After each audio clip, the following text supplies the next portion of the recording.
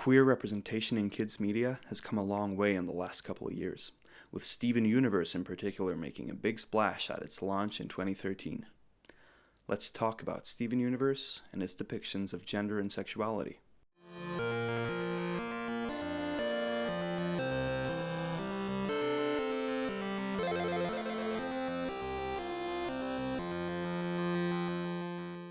So, Steven Universe is a show that has amassed quite a large following in the last couple of years.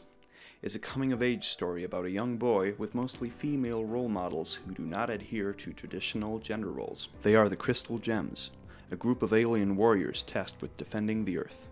In addition to its strong female characters, the show also features depictions of gay romantic love. Although the Gems reproduce asexually and are agender according to their creators, they present as female and seem to prefer female pronouns as well.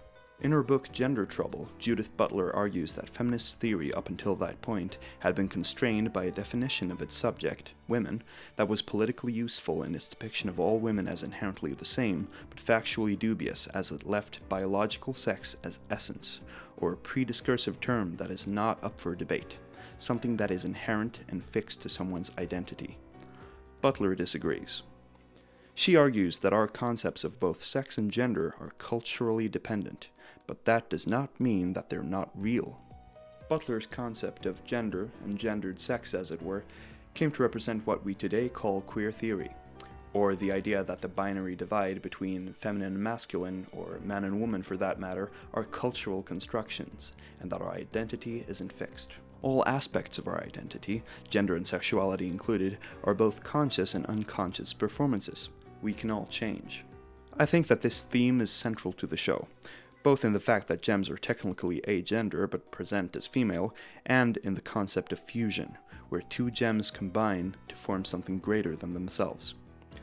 Some see this as an allegory for sex, and a certain storyline lends credence to that argument, using fusion without consent as an allegory for sexual violence. But it's generally more applicable to identity and relationships. Queer theory is particularly useful when analyzing Steven Universe because the gems can alter their appearance and even merge to become someone else.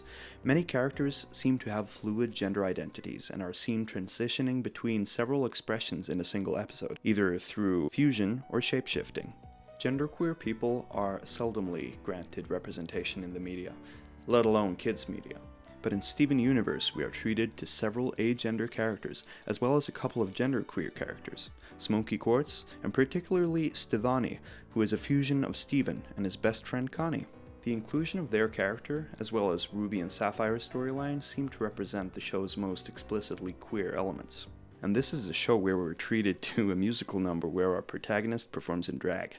So most of our main characters are agender or gender fluid, as the gem culture doesn't seem to share our concept of gender, although on the other hand, all gems besides Steven, who is half human, half gem, seem to present as female, unless they fuse with him specifically. The show subverts gender stereotypes and creates a discourse that I find adventurous, inclusive, and immensely rewarding. Queer theory, as a perspective, is also applicable to the show's themes of change in general, not only as it pertains to gender. This is particularly the case with Lapis and Peridot, as they come to see the Crystal Gem point of view changing their outlook and sense of self. Queer theory provides an optimistic perspective on identity that I think complements the themes and tone of Steven Universe. It is also a great tool and something to keep in mind when discussing differing perspectives on gender and identity politics. The dichotomy of feminine and masculine are part of a system of power that reinforce certain ideals. We are all subject to our zeitgeist, but we have the power to change. Perhaps not through fusion or shapeshifting, but all the same. I find that reassuring.